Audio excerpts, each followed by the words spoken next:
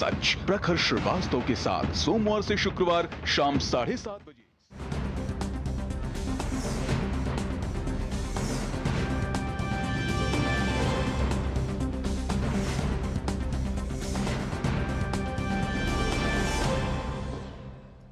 नमस्कार, स्वागत है आप सभी का डीडी न्यूज पर। आप देख रहे हैं मिड डे प्राइम। मैं हूं ऋतु वर्मा। अगले 1 घंटे में हम बात करेंगे देश भर की बड़ी खबरों की। प्रधानमंत्री नरेंद्र मोदी इस समय कैरेबियाई देश ट्रिनिदाद और टोबैगो के 2 दिवसीय दौरे पर हैं। पीएम मोदी का पोर्ट ऑफ स्पेन के पियाट्रो इंटरनेशनल एयरपोर्ट पर भव्य स्वागत हुआ। प्रधानमंत्री कमला प्रसाद बिसेसर अपनी पूरी कैबिनेट के साथ पहुंची एयरपोर्ट। पीएम मोदी के स्वागत में खास डिनर का आयोजन हुआ। पीएम मोदी ने ट्रिनिदाद टोबैगो की पीएम को दिया अयोध्या का खास गिफ्ट। दूसरे दिन द्विपक्षीय बैठकों के साथ ही प्रधानमंत्री मोदी को दिया जाएगा ट्रिनिदाद और टोबैगो का सर्वोच्च नागरिक सम्मान। पीएम की ट्रिनिदाद की यात्रा से जुड़ी सभी खबरों के साथ ही होगी देश दुनिया की बड़ी खबरें, लेकिन शुरुआत करेंगे अभी तक की हेडलाइंस के साथ। ट्रिनिदाद और टोबैगो में प्रधानमंत्री नरेंद्र मोदी का शानदार अभिनंदन। पीएम ने अपनी समकक्ष को उपहार में दी भव्य राम मंदिर की प्रतिकृति। सरयू और महाकुंभ का जल भी किया भेंट। भारतवंशियों की छठी पीढ़ी को ओसीआई कार्ड देने की घोषणा।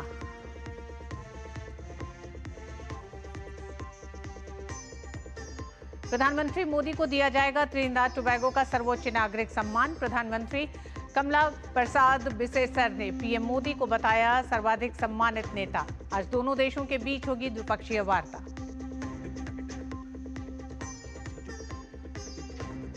पुणे दौरे पर केंद्रीय गृह मंत्री अमित शाह। खडकवासला में श्रीमंत बाजीराव पेशवा प्रथम की भव्य प्रतिमा का किया अनावरण। कहा, भारत के मूल स्वरूप को बचाने में बाजीराव पेशवा का अहम योगदान।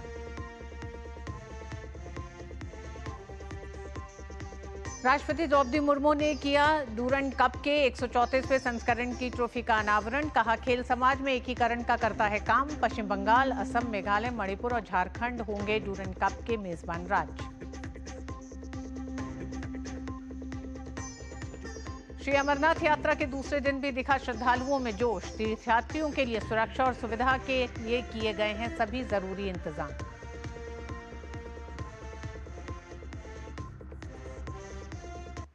और शुरुआत करेंगे प्रधानमंत्री की विदेश यात्रा की खबरों से। ट्रिनिदाद और टोबैगो की यात्रा पर प्रधानमंत्री नरेंद्र मोदी जब राजधानी पोर्ट ऑफ स्पेन पहुंचे तो उनका भव्य स्वागत हुआ। पीएम ने भारतीय समुदाय के विशाल जनसमूह को भी संबोधित किया। पीएम को ट्रिनिदाद और टोबैगो के सर्वोच्च नागरिक सम्मान से सम्मानित किया जाएगा।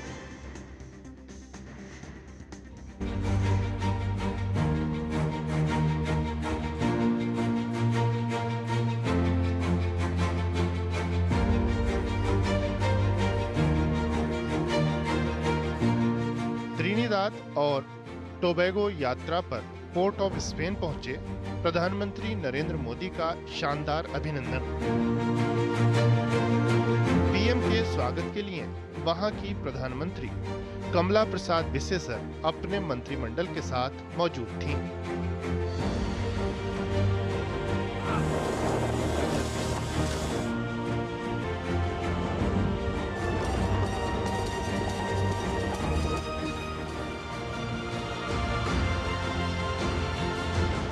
परंपरागत अंदाज और गर्मजोशी से भरे अभिनंदन के बाद पीएम होटल पहुंचे तो वहां भी भारतीय समुदाय उमड़ पड़ा। भोजपुरी चौताल प्रस्तुति ने इन पलों को और यादगार बना दिया।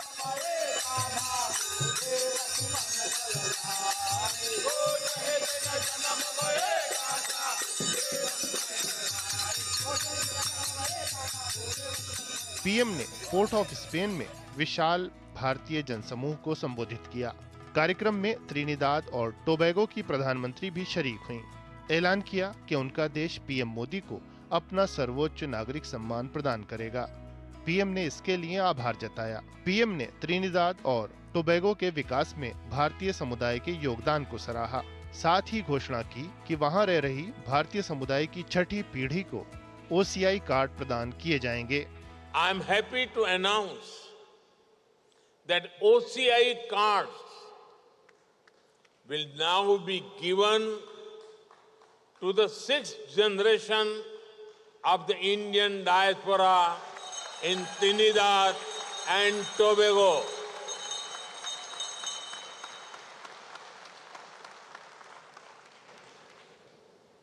You are not just connected by blood or surname. You are connected by belonging. India looks out you. India welcomes you. And India embraces you. PM ने अर्थव्यवस्था से अंतरिक्ष विज्ञान तक भारत की शानदार प्रगति की चर्चा की। पीएम कमला प्रसाद बिसेसर की बिहार की जड़ों का जिक्र करते हुए प्रधानमंत्री मोदी ने उन्हें बिहार की बेटी कहा। बिहार की विरासत भारत के साथ ही दुनिया का भी गौरव है। लोकतंत्र हो, राजनीति हो, कूटनीति हो, हायर एजुकेशन हो, बिहार ने सदियों पहले दुनिया को ऐसे अनेक विषयों में नई दिशा दिखाई थी। पीएम कमला प्रसाद बिसेसर ने प्रधानमंत्री नरेंद्र मोदी के नेतृत्व को सराहा। उन्होंने पीएम मोदी को विश्व का सर्वाधिक सम्मानित नेता बताया। Prime Minister Modi, you are a transformational force who has refined governance of India and positioned your country as a prominent and dominant global power. प्रधानमंत्री मोदी ने पीएम कमला प्रसाद बिसेसर को अयोध्या के भव्य राम मंदिर की प्रतिकृति भेंट की। पीएम ने महाकुंभ के दौरान प्रयागराज के त्रिवेणी संगम से लिया गया पवित्र जल और अयोध्या की सरयू नदी का जल भी उन्हें भेंट किया। आदित्य श्रीवास्तव के साथ ब्यूरो रिपोर्ट, डीडी न्यूज।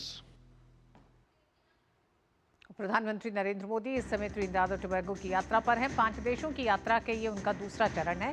यहाँ की प्रधानमंत्री कमला प्रसाद बिसेसर ने प्रधानमंत्री नरेंद्र मोदी के सम्मान में रात्रि भोज का आयोजन किया। इस भोज में सोहारी पत्ते पर भोजन परोसा गया, जिसका त्रिनिदाद और टोबैगो के लोगों, खासकर भारतीय मूल के लोगों के लिए बहुत सांस्कृतिक महत्व है। यहाँ त्योहारों और अन्य विशेष कार्यक्रमों के दौरान अक्सर इस पत्ते पर भोजन परोसा जाता है। प्रधानमंत्री मोदी ने खुद सोशल मीडिया एक्स पर ये 2 तस्वीरें पोस्ट की।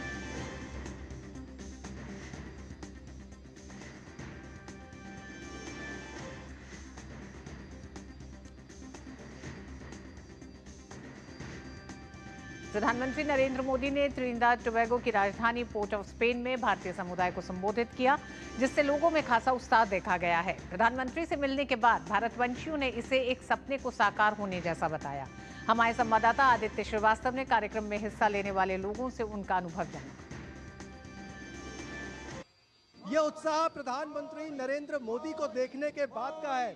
ये देखिए, भारत के लोग जो यहाँ पर मौजूद हैं, वो थोड़ी देर पहले प्रधानमंत्री से मिले हैं और किस तरीके से उत्साहित है। कैसा लगा प्रधानमंत्री से मिले थे? बहुत बहुत बहुत एक्साइटेड था। It was so exciting day. We are very closely we watched, we met Modi ji. It was so memorable day today. Thank you very much. You are very excited. Why? Yes, I feel all my pores raised when he passed next to me. Beautiful. I feel energetic. कैसा लगा प्रधानमंत्री से मिले? बहुत बढ़िया, बहुत अच्छा। भारत माता की जय। जय मोदी, हर हर मोदी, गर्व मोदी। आप साड़ी में दिखाई दे रही हैं, भारतीय परिधान में काफी लोग हैं यहाँ पे। I feel really privileged to be part of this event. जय मोदी। कितना बड़ा क्षण आप लोगों के लिए? बहुत बहुत बहुत स्पीचलेस है। सो बहुत अच्छा हुआ। उतना नजदीक से देखना बहुत सुंदर लगा और बहुत अच्छा लगा मोदी जी को देख के। कैसे देखते हैं प्रधानमंत्री का यहाँ आना और कितना महत्वपूर्ण, बड़े उत्साह नजर आ रहे हैं आप? ये once in a lifetime opportunity है एंड ये ऑलमोस्ट एक ड्रीम कम ट्रू है मेरे लिए। So I am very happy, very very happy. You are very excited. Why? Very excited.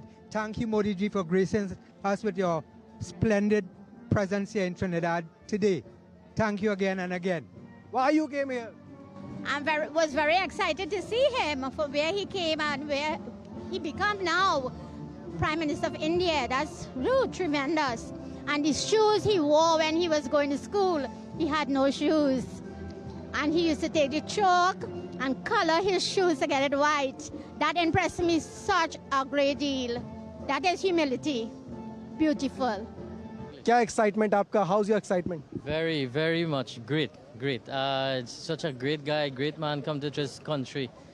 Bharat के लोग हैं। जब प्रधानमंत्री यहाँ पहुँचे तो उनके स्वागत के लिए यहाँ पहुँचे थे और बेहद उत्साहित नजर आ रहे हैं और कह रहे हैं कि ये सपना था नरेंद्र मोदी जी से मिलने का, जो आज उनका पूरा हो गया है। कैमरामैन मोहन के साथ Aditya Shrivastava, DD news, port of Spain.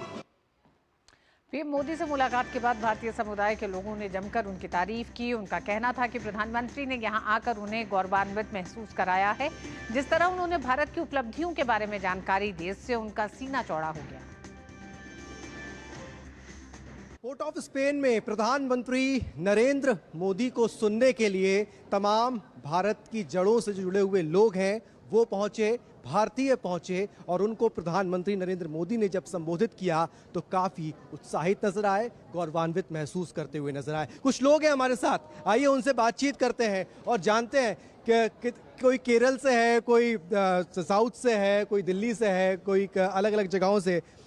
कितना उत्साह, प्रधानमंत्री की आज बातों में क्या आपको खास बात लगी? ये गर्व फीलिंग वो एक्सप्लेन नहीं कर सकते हैं। It is just amazing feeling.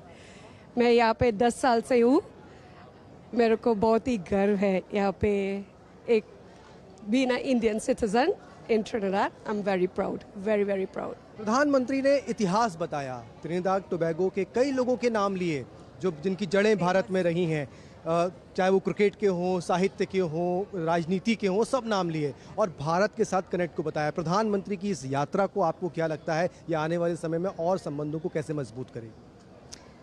मजबूत तो होगा, because obviously this is the first step. अगर यहाँ पे आए हैं तो बातचीत होगी and obviously they gonna strengthen the ties between Trinidad and Tobago and India. And for me, it was just a proud moment because I was holding both flags. I live here, but I was born in India. I moved here as a child, so it was a very proud moment for me. मैं खुद भावुक हो गया था जब प्रधानमंत्री मोदी जी ने हमारे देश के बारे में बताया और यहाँ हमारे देश के गुणगान किया। जब बताया कि हमारे देश कितना तरक्की कर चुका है, हम चंद्रयान बना रहे हैं या हम चंद्रयान पर भी जा चुके हैं और जितनी भी मैन्युफैक्चरिंग हब है या और भी बातें जो उन्होंने कही, इससे हमारी छाती चौड़ी होती है। प्रधानमंत्री मोदी जी ने आकर यहाँ हमारा सर गर्व से बहुत ऊँचा कर दिया। खुशी की वजह ये है कि मोदी जी को देख के जो एक इंटरनल आई थिंक जो ऊर्जा है उनमें, मतलब इतना तेज है। बहुत साल पहले मैंने उनको देखा था बहुत दूर से and I saw him now and there is no change. He is so full of life और क्या बोले, ऐसा बोले कि बस रोंगटे खड़े हो गए। बहुत अच्छा लगा, बहुत गर्व हुआ, बहुत ज़्यादा गर्व हुआ। भारत के लोग हैं, भारत के कोने कोने से अलग अलग राज्यों से आए हुए लोग हैं और आज जब प्रधानमंत्री त्रिनिदाद टोबैगो पहुंचे, पोर्ट ऑफ स्पेन पहुंचे, तब से ही उत्साह उनके मन में था। प्रधानमंत्री को सुनने की एक देखा जाए तो इंतज़ार था और वो इंतज़ार भी पूरा हुआ। लेकिन एक बात ज़रूर है, भारत के प्रधानमंत्री जब यहाँ आए, उन्होंने जो बातें की, उन बातों से यहाँ जो भारतीय हैं उनका सीना गर्व से ज़रूर चौड़ा हुआ और आने वाले समय में प्रधानमंत्री का ये भाषण त्रिनिदाद टोबैगो पे याद रखा जाएगा।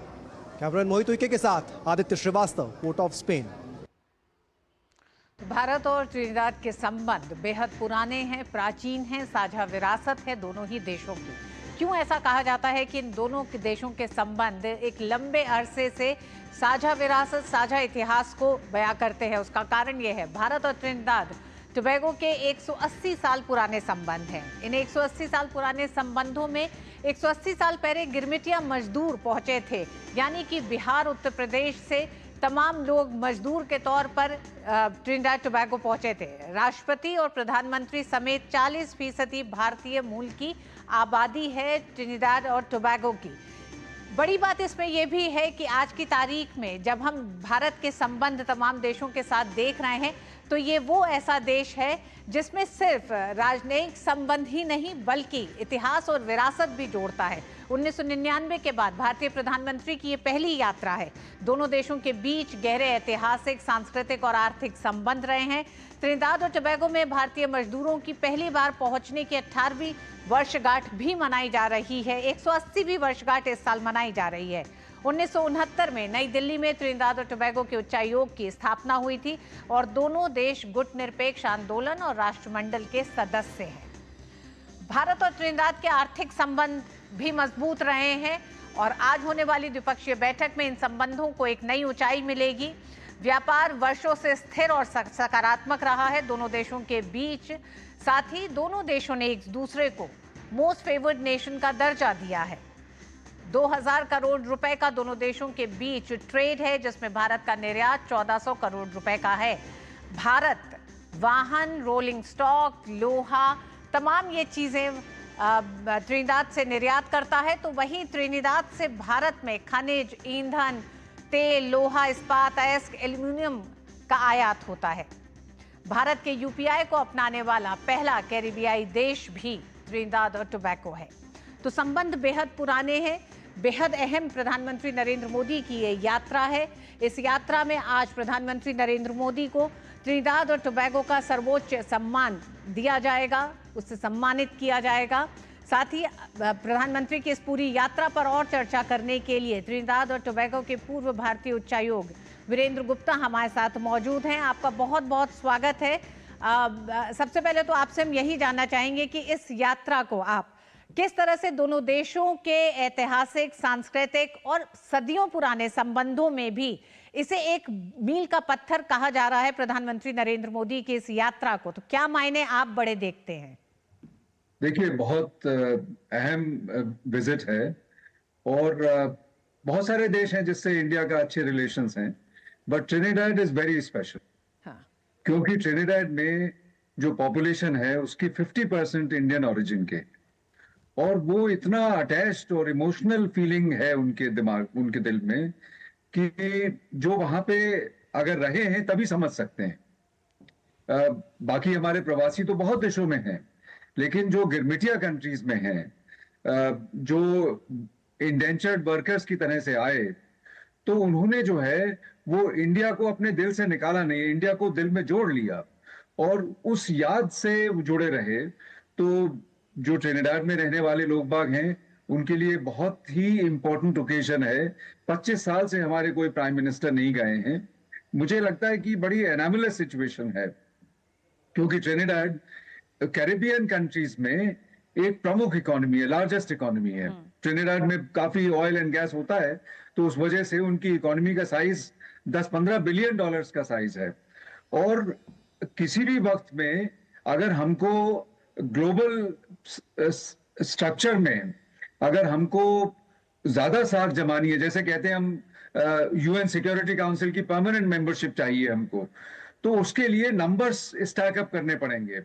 और जो कैरिकॉम एक ब्लॉक है जिसमें ट्रिनिडाद एक इंपॉर्टेंट मेंबर है, गयाना भी है, सूरीनाम भी है, ये सब कंट्रीज जो हैं जहां पे इंडियन ओरिजिन की पॉपुलेशन बहुत स्ट्रांग है और बहुत अटैच्ड फील करते हैं, तो ये कैरिकॉम से हमारे रिलेशनशिप को स्ट्रेंथन करने की जरूरत है। दूसरी बात मैं ये कहूंगा कि कमला विसेसर जी जो वहां की प्रधानमंत्री हैं, उन्होंने प्रधानमंत्री को एक स्पेशल ऑनर एक्सटेंड किया।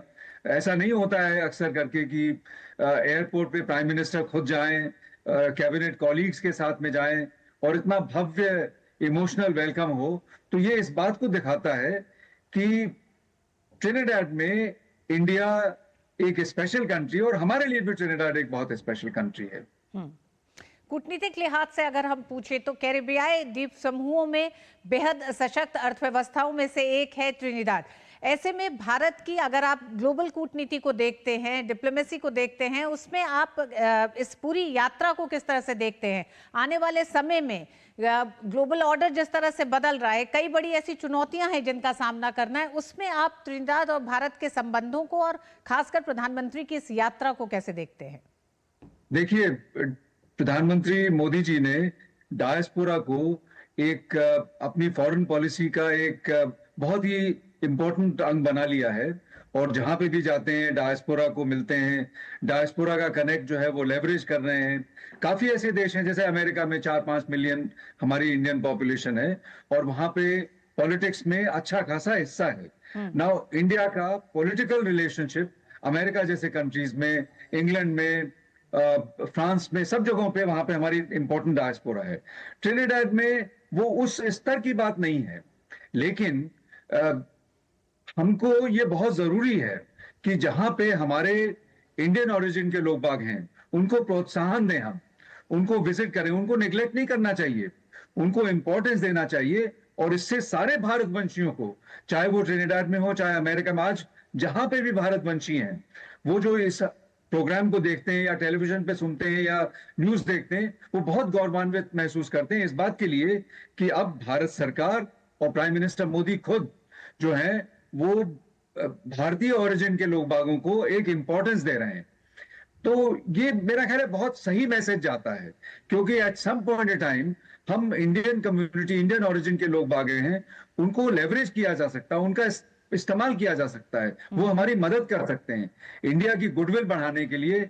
इंडिया की जो सॉफ्ट पावर हम जिसको बोलते हैं, उसमें सबसे बड़ा हिस्सा जो है वो इंडियन कम्युनिटी वाले ले सकते हैं, और हमको उनका पूरा जो है मदद लेनी चाहिए। जी, अब सर क्या आप मानते हैं कि त्रिनिदाद आज के दौर में एक ऐसा देश जहां हम देख रहे हैं कि प्रधानमंत्री, राष्ट्रपति भारतीय मूल के हैं, एक बड़ी जनसंख्या भारतीय मूल की है त्रिनिदाद की, ऐसे में प्रधानमंत्री की ये यात्रा और भारत का सहयोग त्रिनिदाद के तमाम सेक्टर्स में अगर हम देखें, कैपेसिटी बिल्डिंग में एक लंबा रहा है, आर्थिक तौर पर भी कई ऐसे मोर्चे रहे हैं जहां सहयोग बहुत ज्यादा भारत का रहा है।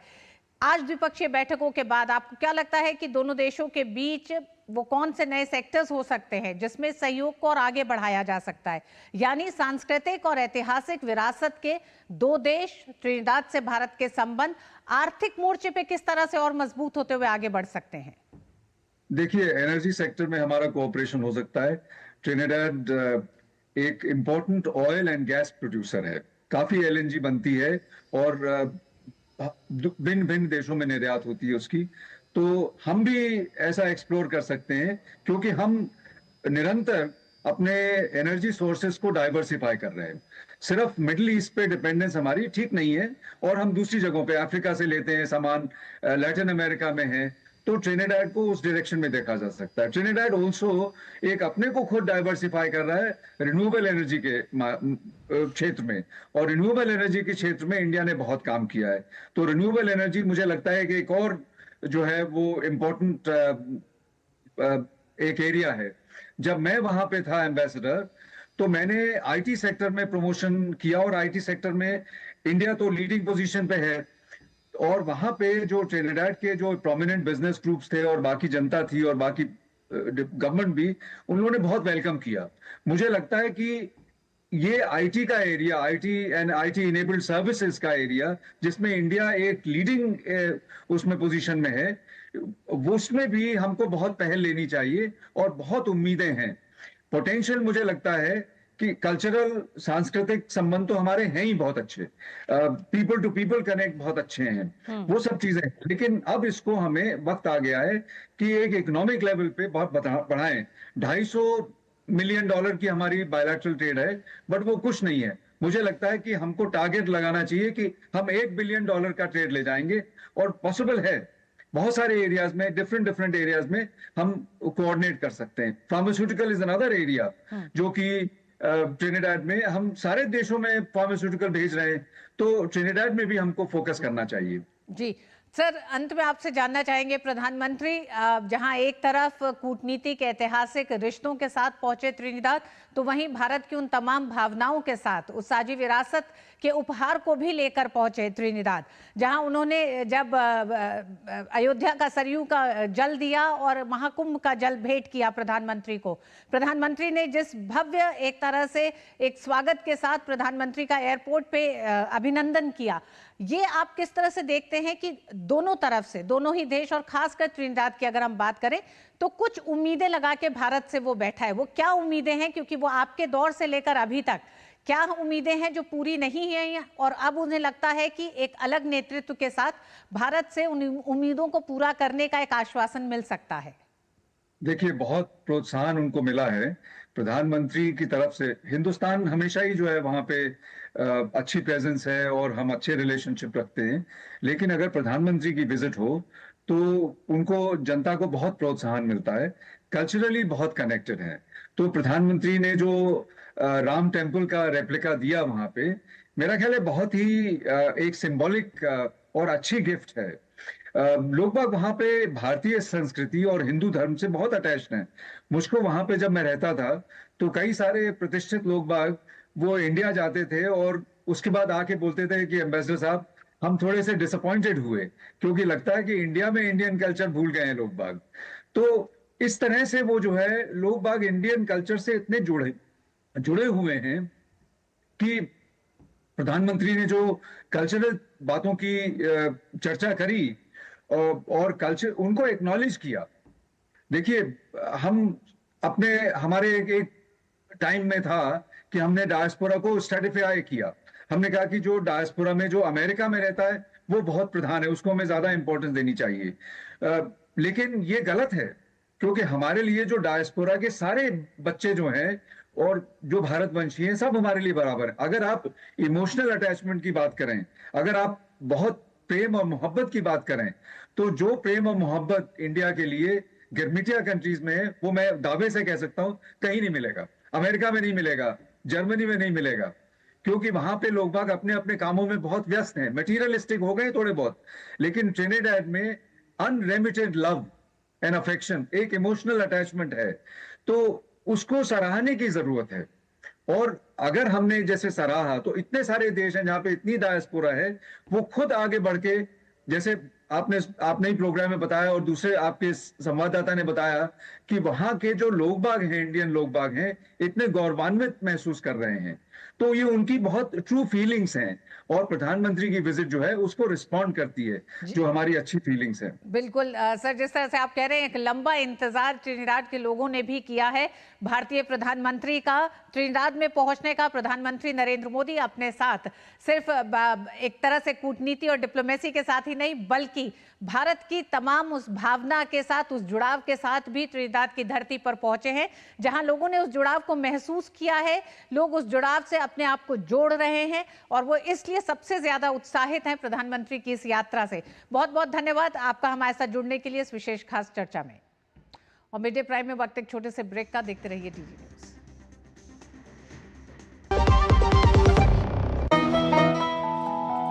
वाह यार, क्या सही हुआ। मेरा भी मन करता है कुछ करने का। मन करता है तो करो, घर की चीजों से टाइम ही नहीं मिलता और हूँ सिर्फ 10वीं पास। आप LIC की बीमा सखी योजना के साथ जुड़ सकती हो। मैं LIC एजेंट बन सकती हूँ? पूरी ट्रेनिंग भी मिलेगी, मंथली स्टाइपेंड भी मिलेगा। स्टाइपेंड भी? ऊपर से कमीशन अलग। LIC बीमा सखी योजना से जुड़ने के लिए अपनी नजदीकी LIC शाखा से संपर्क करें। LIC बीमा सखी योजना, अपनी शुरुआत अपने हिसाब से। 10 लाख की लॉटरी मुझे। वाओ! फर्जी ऑफर्स से सावधान। RBI कहता है जानकार बनिए, सतर्क रहिए। ट्रिनिदाद और टोबैगो के बाद प्रधानमंत्री नरेंद्र मोदी अर्जेंटीना के 2 दिवसीय दौरे पर रहेंगे। प्रधानमंत्री की यात्रा भारत और अर्जेंटीना के बीच बहुआयामी रणनीतिक साझेदारी को और गहरा करेगी, जिसमें भारत अर्जेंटीना साझेदारी को और बढ़ाने के तरीकों पर चर्चा की जाएगी। आइए देखते हैं हमारे संवाददाता की ये खास report.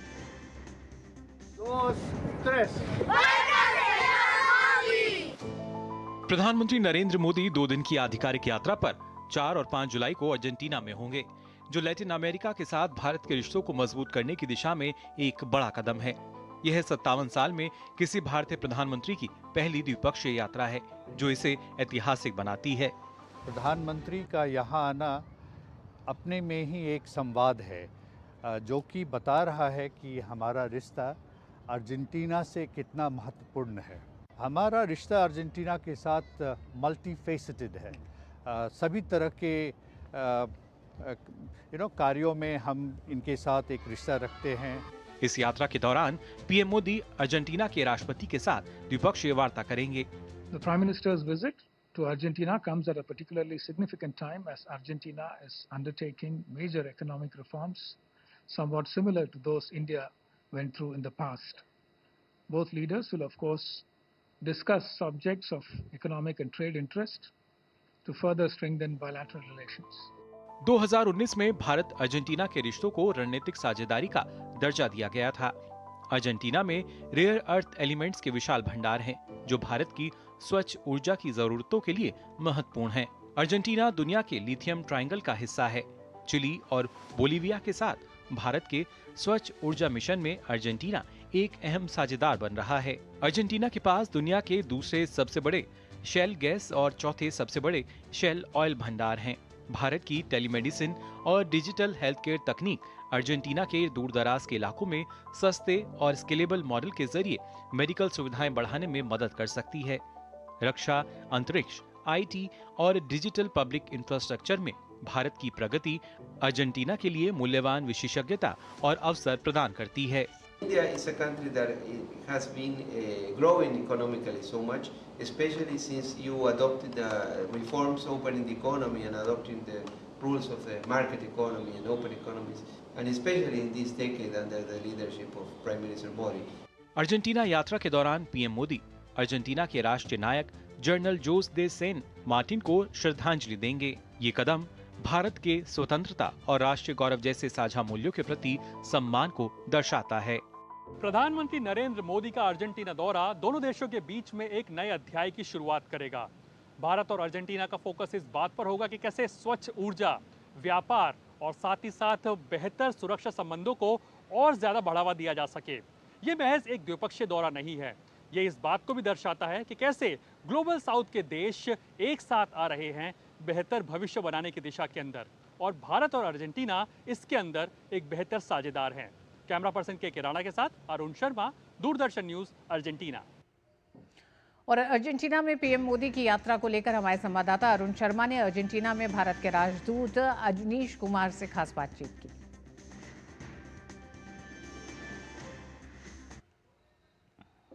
Ajaneesh Kumar ji, sir, thank you so much for talking to DD news sir. सबसे पहले देखा जाए तो आखिरकार प्रधानमंत्री मोदी का जो दौरा है अर्जेंटीना का, मल्टीलैटरल लेवल पे तो 2018 में पीएम यहाँ पे आए थे, लेकिन कोई भी इंडियन प्राइम मिनिस्टर 57 साल के बाद में आ रहा है।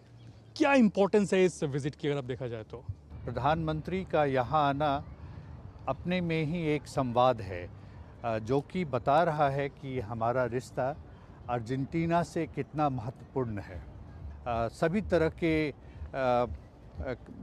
कार्यों में हम इनके साथ एक रिश्ता रखते हैं, चाहे तो वो इकोनॉमिक हो, पॉलिटिकल हो, cultural as well as social. तो हमारा इनके साथ एक रिश्ता ऐसा है जो हम यहाँ भी देखते हैं जब हम यूनाइटेड नेशंस मल्टीलैटरल ऑर्गन्स में तो बायलैटरल के अलावा इन सभी मुद्दों पर हमारे दोनों देशों में बहुत फ्रेंडलीनेस है और हम एक बहुत ही प्रोडक्टिव रिलेशनशिप में साथ साथ काम करते हैं। ये तो देखा जाता है कि कॉम्प्लीमेंट्री लेस के लिहाज से कैसे इंपॉर्टेंट है, क्योंकि भारत और अर्जेंटीना की बात की जाए, भारत ने कई सारे रिफॉर्म्स को अंजाम दे दिया है, अर्जेंटीना रिफॉर्म्स की राह पर अब निकल पड़ा है, तो कैसे कॉम्प्लीमेंट्री है दोनों भारत और अर्जेंटीना के रिश्ते इस लिहाज से देखा जाए तो? बहुत इम्पोर्टेंट सवाल है आपका। अर्जेंटीना में भी बहुत सारे रिफॉर्म हो रहे हैं। अभी जो यहाँ के कार्यरत राष्ट्रपति हैं महामहिम श्री खावियर मिलेई साहब, ये भी बहुत सारे चेंजेस लाने की चेष्टा कर रहे हैं और इनका भी जो एक मानना है कि वो अपने देश में किस तरह अपने लोगों के लिए सबसे ज़्यादा फ़ायदा कर सके, सबसे ज़्यादा प्रावधानों का प्रोविज़न कर सके।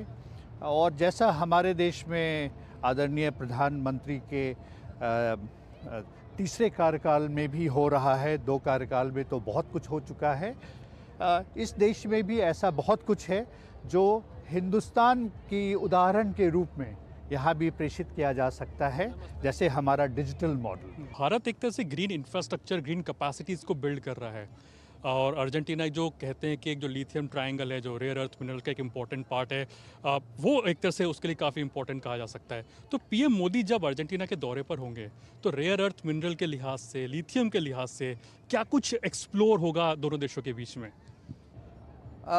इस क्षेत्र में हम पहले से कार्यक्रम कर रहे हैं, पहले से हम इसमें दोनों देश काफ़ी कार्यक्रम में सम्मिलित हैं। हमारे देश की एक एजेंसी है जिसका नाम काबिल है। काबिल यहाँ पर पहली बार 2022 में एक MOU के अंतर्गत इस देश में प्रवेश किया।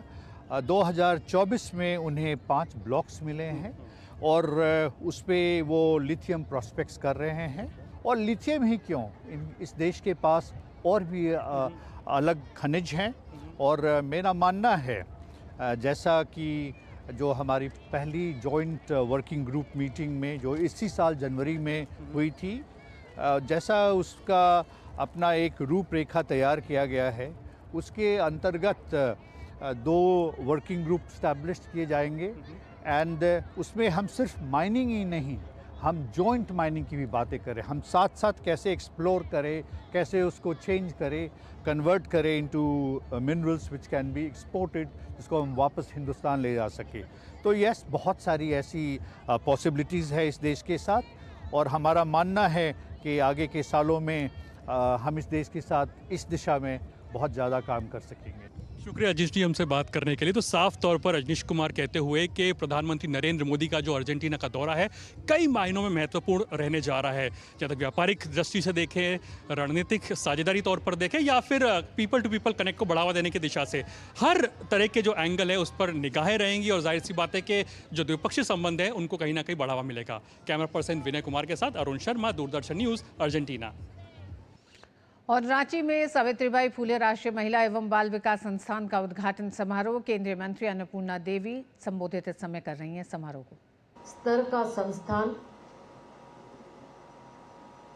झारखंड को आज मिल रहा है, रांची को आज मिल रहा है, तो निश्चित तौर पे इससे ये दर्शाता है कि माननीय प्रधानमंत्री जी राज्य के विकास के लिए, झारखंड के विकास के लिए निरंतर प्रयासरत हैं और हमारी ये अपेक्षा है, चूँकि ये नहीं कि मैं इस राज्य से आती हूँ, बल्कि ये मेरे लिए सौभाग्य है कि हमेशा हमारी महिलाओं और बच्चों से संबंधित, उनकी सेवा से संबंधित हमें लगातार इन 28 वर्षों में उनका सेवा करने का अवसर मिला, चाहे वो विधानसभा में महिला बाल विकास कमेटी के माध्यम से हो, राज्य सरकार में महिला बाल विकास मंत्री के रूप में हो और अभी महिला बाल विकास भारत सरकार में मंत्री के रूप में। तो ये हमेशा से एक सोच कि कैसे महिलाओं की जो स्थिति है उस स्थिति से उन्हें आगे बढ़ाया जा सके।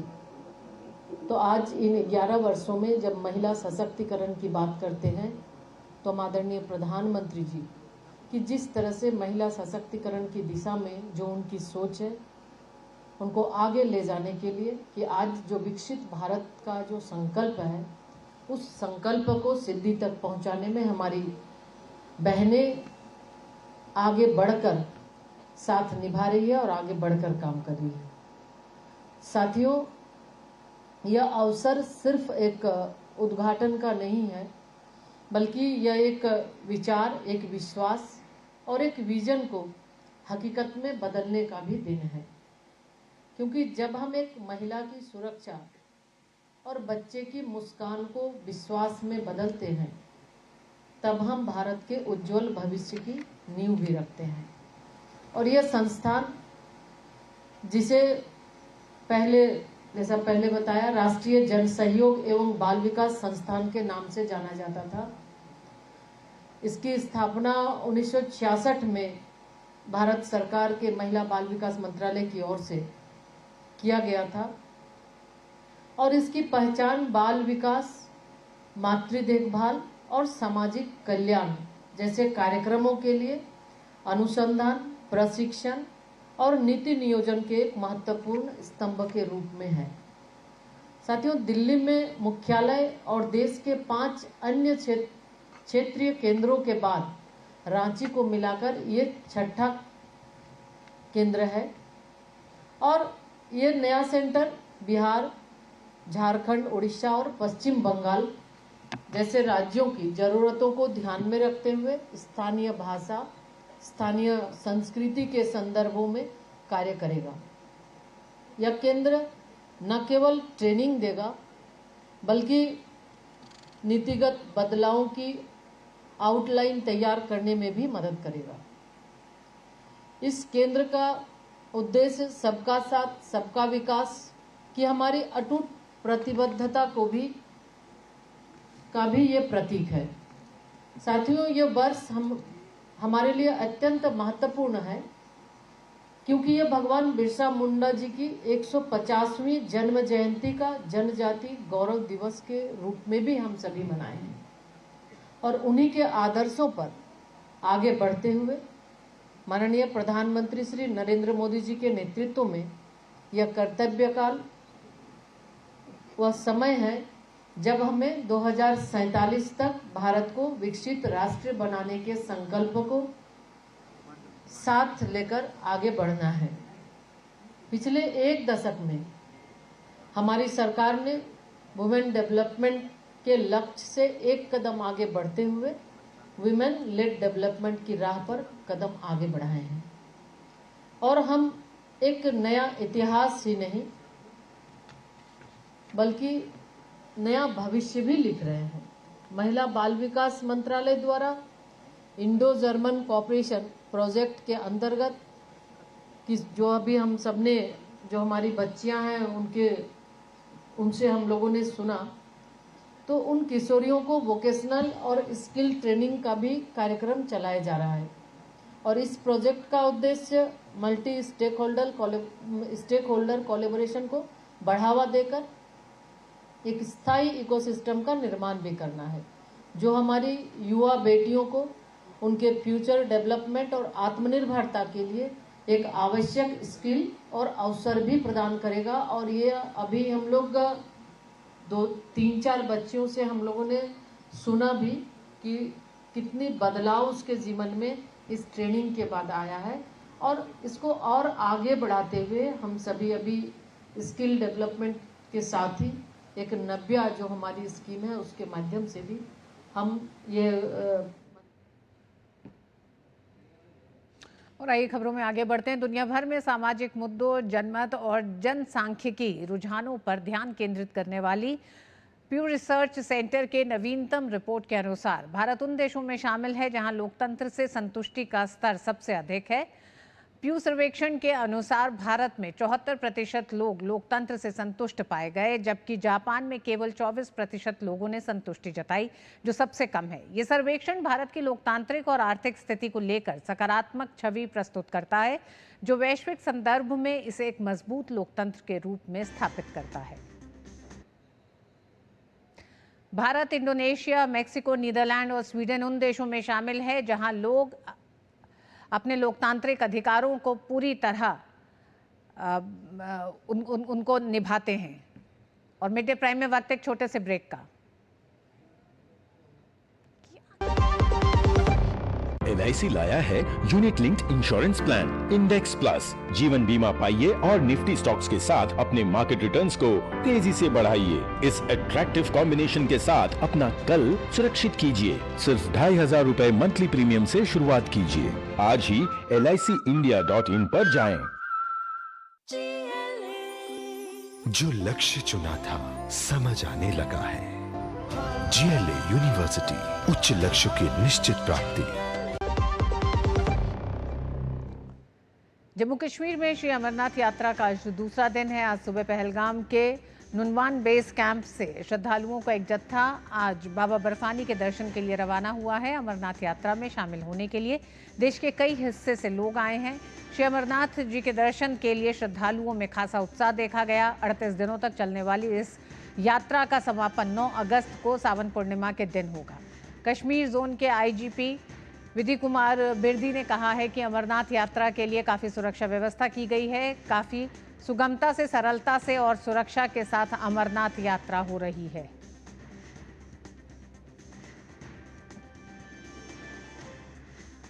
अमरनाथ यात्रा के लिए काफी सिक्योरिटी इंतजाम रहे हैं और जैसा कि आप जानते हैं आज उसका दूसरा दिन है, तो वो अपने काफी सुगमता से, सरलता से और सुरक्षामय तरीके से अमरनाथ जी यात्रा हो रही है।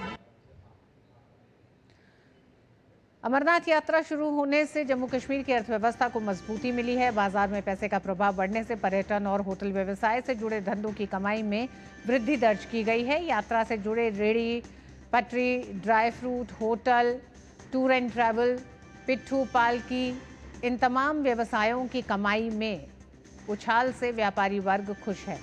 यात्रियों के आने से जम्मू के होटलों में 80% कमरे बुक हो चुके हैं। यात्रा से धार्मिक पर्यटन भी बढ़ रहा है। तीर्थयात्री जम्मू कश्मीर के प्रसिद्ध पर्यटन स्थलों पर भी पहुंच रहे हैं। अमरनाथ यात्रा जम्मू और कश्मीर में पर्यटन और आर्थिक विकास के लिए एक महत्वपूर्ण पड़ाव है। ये यात्रा न केवल धार्मिक महत्व रखती है बल्कि इस क्षेत्र के लिए एक महत्वपूर्ण आर्थिक पहल है जो रोजगार, व्यापार और बुनियादी ढांचे के विकास में योगदान करती है। अमरनाथ और वैष्णो देवी जैसे प्रमुख स्थलों पर हर साल लाखों श्रद्धालु आते हैं, जिससे परिवहन, आवास और स्थानीय सेवाओं की मांग बढ़ती है। पवित्र अमरनाथ गुफा मंदिर की 38 दिवसीय तीर्थ यात्रा 3 जुलाई से अनंतनाग जिले में नुनवान पहलगाम मार्ग और गांदरबल जिले में बालटाल मार्ग से शुरू हो चुकी है। हाल ही में पहलगाम आतंकवादी हमले के बाद इस इलाके में पर्यटकों की संख्या में बड़ी गिरावट देखने को मिली थी। इसके बाद अमरनाथ यात्रा पर्यटन विश्वास बहाल करने की दिशा में एक महत्वपूर्ण कदम है। इस साल 5 लाख भक्तों के आने की उम्मीद है। सरकार को तीर्थयात्रियों से 2000 से 3000 करोड़ रुपए के राजस्व प्राप्त होने की उम्मीद है। अनुमान है कि 2025 में तीर्थयात्रियों की संख्या में 5 से 10% की वृद्धि हो सकती है, जो इस क्षेत्र में पर्यटन के लिए सकारात्मक है। यात्रियों की सुरक्षा के लिए 58,000 से अधिक सुरक्षा कर्मियों को तैनात किया है। उड़ान बुकिंग में सुधार हो रहा है। कश्मीर घाटी में रेल परिचालन होने से पर्यटकों के आने की उम्मीद और बढ़ गई है।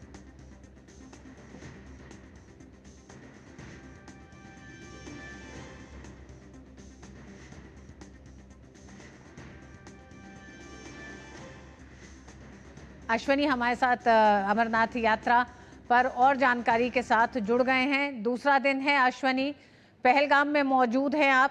पहलगाम कुछ दर्दनाक यादों के साथ याद आता है, लेकिन अमरनाथ यात्रा एक तरह से नए माहौल की शुरुआत होने जा रही है। किस तरह से इस यात्रा के दूसरे दिन आप देख रहे हैं लोगों में बदले पर्यटकों की संख्या और श्रद्धालुओं के उत्साह को? निश्चित तौर से ऋतु अगर देखें तो आतंक पर आस्था पूरी तरीके से भारी है। लोग जैसे भगवान भोले शंकर में अगाध श्रद्धा रखते हैं तो सुरक्षा बलों में अगाध विश्वास भी उन्हें है। यात्रा इस बात का परिचय है कि किस तरीके से भारत भारतीयता और सनातन संस्कृति के ध्वजवाहक के रूप में लोग यहाँ पर पहुँच रहे हैं देश के अलग अलग हिस्सों से। अब तक की यात्रा की अगर बात करें तो कल तकरीबन 14,000 श्रद्धालुओं ने बालटाल मार्ग और पहलगाम से जो यात्रा चली है वो तो अभी पंचतरणी से आज आगे पहुंची है, लेकिन लगभग 12,000 के आसपास श्रद्धालुओं ने कल दर्शन किए हैं, ऐसी आधिकारिक रूप से पुष्टि की गई है। आज अगर देखें तो तकरीबन 4,000 के आसपास पहलगाम का जो नुनवान बेस कैंप है यहाँ से श्रद्धालुओं को छोड़ा गया है। बालटाल का ऐसे ही गांदरबल का जो इलाका है वहाँ से यात्रा छोटी पड़ती है, 14 किलोमीटर की पड़ती है, इधर से तकरीबन 45 किलोमीटर की पड़ती है। चंदनबाड़ी से ही 32 किलोमीटर की पूरी यात्रा होती है। तो ये परंपरागत मार्ग है, धार्मिक पौराणिक मार्ग माना जाता है, इस पर यात्रा का रस ज़्यादा होता है। लेकिन अगर देखें तो इन दोनों यात्रा मार्गों से अब तक जो श्रद्धालुओं के दर्शन की संख्या वो तकरीबन 12,000 से ऊपर है। आज तीसरा जत्था जम्मू के भगवती नगर बेस कैंप से यहाँ पर आया है। अब वो लगातार यहाँ पर पहुँच रहा है। पूरे अभेद्य सुरक्षा व्यवस्था की गई है। जम्मू से जब पूरा का पूरा कॉन्वॉय चलता है, आरोपी उसके आगे आगे होती है, रोड ओपनिंग पार्टी होती है, त्रिस्तरीय सुरक्षा व्यवस्था है जिसमें सेना के जवान, सीएपीएफ और जम्मू कश्मीर पुलिस के लोग जवान शामिल हैं। जो यात्रा मार्ग से जुड़ने वाले लिंक रोड है उनको उस समय रोक दिया जाता है जब तक का पूरा कॉन्वॉय वहाँ से गुजर नहीं जाता है। जिस तरीके से वीवीआईपी सुरक्षा व्यवस्था होती है उसी तरीके से आम श्रद्धालुओं के लिए जम्मू से लेकर पहलगाम बेस कैंप और बालटाल बेस कैंप तक अभेद्य सुरक्षा व्यवस्था की गई है। बालटाल का जो पहलगाम का जो नुनवान बेस कैंप है उस पर यात्रा मार्ग को भी प्रतिबंधित किया गया है। सामान्यतः रात में उस जहाँ पर ये श्रद्धालुओं के रिहाइश है, जहाँ पर वो बेस कैंप पर वो रुकते हैं, उधर से किसी भी तरीके के वाहनों का भी प्रतिबंध कर दिया गया है। बालटाल के पहलगाम के आगे अगर देखें या फिर बालटाल के आगे मीडिया को भी इस बात की परमिशन नहीं है कि वो आगे जाकर यात्रा को कवर कर सके। अभेद्य सुरक्षा व्यवस्था है, सुरक्षा कारणों से जो है मीडिया को भी आगे जाने की परमिशन नहीं दी गई है। लेकिन आप ये मान के चलें कि जिस तरीके से पहलगाम की घटना हुई थी और ये आशंका जताई जा रही थी कि यात्रा प्रभावित हो सकती, कतई प्रभावित नहीं है। 3.5 लाख से ज़्यादा ऑनलाइन रजिस्ट्रेशन हुए हैं। प्रतिदिन यहाँ पर कोटा जारी किया जाता है श्री अमरनाथ श्राइन बोर्ड द्वारा। तो ऑफलाइन रजिस्ट्रेशन भी, चाहे वो श्रीनगर में हो, पंथा चौक हो, यहाँ पर नुनवान बेस कैंप हो, बालटाल का बेस कैंप हो, जम्मू में जो बेस कैंप है, वहाँ जम्मू में जो आधार शिविर हैं, यात्रा के शुरुआती शिविर हैं, वहाँ पर लोगों के ऑफलाइन रजिस्ट्रेशन की भी व्यवस्था की गई है। तो ज़बरदस्त उत्साह है, पूरी की पूरी घाटी बम बम भोले और हर हर महादेव के जयकारों से गूंज रही है। निश्चित तौर से ये पूरी दुनिया देख रही कि किस तरीके से जो नापाक हरकतें करने की कोशिश की जाती, जो यहाँ की अर्थव्यवस्था को और देश के सामाजिक ताने बाने पर प्रहार करने की कोशिश की जाती है, उसका माकूल जवाब तो हमारे सैन्य बलों ने दिया ही ऑपरेशन सिंदूर के जरिए। लेकिन अब आम जनमानस उसका माकूल जवाब दे रही, यात्रा में बढ़ चढ़ कर शिरकत करके, यात्रा में बढ़ चढ़ कर उनके उत्साह से शामिल होकर, और हर व्यक्ति पूरी तरीके से आश्वस्त है सुरक्षा को लेकर, सहूलियत को लेकर। यात्रा लगातार जारी है। ऋतु, बहुत बहुत धन्यवाद अश्वनी, पूरी जानकारी के लिए। पहलगाम से अमरनाथ यात्रा में लोगों का उत्साह जारी है और पूरे उत्साह के साथ श्रद्धालु अमरनाथ यात्रा के लिए जम्मू कश्मीर पहुंच रहे हैं। धन्यवाद। उधर हिमाचल प्रदेश में भारी बारिश और बाढ़ और बादल फटने से भारी तबाही हुई है। हिमाचल के थुनाग में सड़कें, पुल ध्वस्त होने और भूस्खलन के कारण एक गांव के लोग दूसरे गांव तक नहीं पहुंच पा रहे हैं। कई लोग लापता हैं। हालांकि अभी तक 65 लोगों को बचाया है। पीड़ितों को चिकित्सा सहायता मुहैया कराई जा रही है। राहत एवं बचाव कार्य में एनडीआरएफ, एसडीआरएफ और प्रशासन की सभी टीमें जुटी हैं। वहीं मौसम विभाग ने हिमाचल में बारिश का ऑरेंज अलर्ट जारी किया है।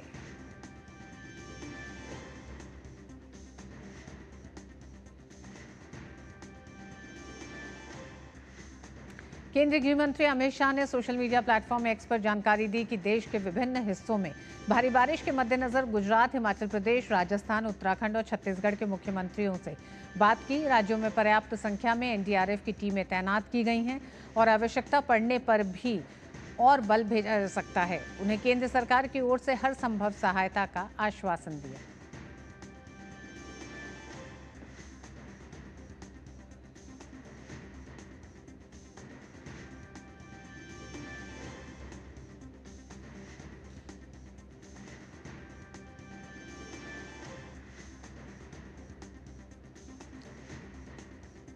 विभिन्न राज्यों में बारिश की मार देखते हुए गृहमंत्री ने विभिन्न राज्यों के मुख्यमंत्रियों से बात की। गृहमंत्री ने कहा कि भारी बारिश के मद्देनजर विभिन्न राज्यों की स्थिति की समीक्षा की। गृहमंत्री ने विभिन्न राज्यों के मुख्यमंत्रियों से बातचीत की और अतिरिक्त सहायता का आश्वासन भी दिया है। साथ ही उन्होंने ये भी बात की कि जिस तरह से अभी तक एनडीआरएफ की तमाम टीमें मौजूद हैं, ज़रूरत पड़ने पर केंद्र और सहायता इन राज्यों को पहुंचाएगा। केंद्रीय गृहमंत्री अमित शाह आज पुणे दौरे पर हैं। इस दौरान गृहमंत्री पुणे के खटकवासला में महान राष्ट्रभक्त और मराठा गौरव के प्रतीक श्रीमंत बाजीराव पेशवा प्रथम की प्रतिमा के अनावरण कार्यक्रम में पहुंचे, जहां उन्होंने कार्यक्रम को संबोधित करते हुए श्रीमंत बाजीराव पेशवा के गौरवशाली इतिहास के बारे में जिक्र किया। उन्होंने कहा, श्रीमंत बाजीराव पेशवा ने कई महत्वपूर्ण युद्ध लड़े। उन्होंने बताया, भारत के मूल स्वरूप को बचाने में बाजीराव पेशवा का अहम योगदान रहा है। इसके अलावा उन्होंने कहा, उनके जीवन से प्रेरणा लेकर अगर हमारे भविष्य के सेनानी जाते हैं तो मुझे विश्वास है कि कई सालों तक भारत की सीमाओं को कोई छूने का साहस नहीं कर सकता।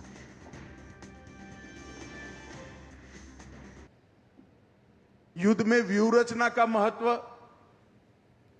युद्ध में त्वरा का महत्व, युद्ध में समर्पण का भाव, युद्ध में देशभक्ति का भाव और सबसे बड़ी बात, युद्ध में बलिदान का भाव, वो ही सेनाओं को विजय दिलाता है। हथियार बदलते रहते हैं और अगर ये सभी गुणों का सबसे उत्कृष्ट उदाहरण 500 साल के भारतीय इतिहास में कहीं पर ढूंढना है तो मैं इतिहास के विद्यार्थी के नाते बेझिझक कह सकता हूं, वो केवल बाजीराव पेशवा में, श्रीमंत बाजीराव पेशवा में ही मिल सकता है। और मिड डे प्राइम में आज बस इतना ही। मुझे दीजिए अनुमति। नमस्कार।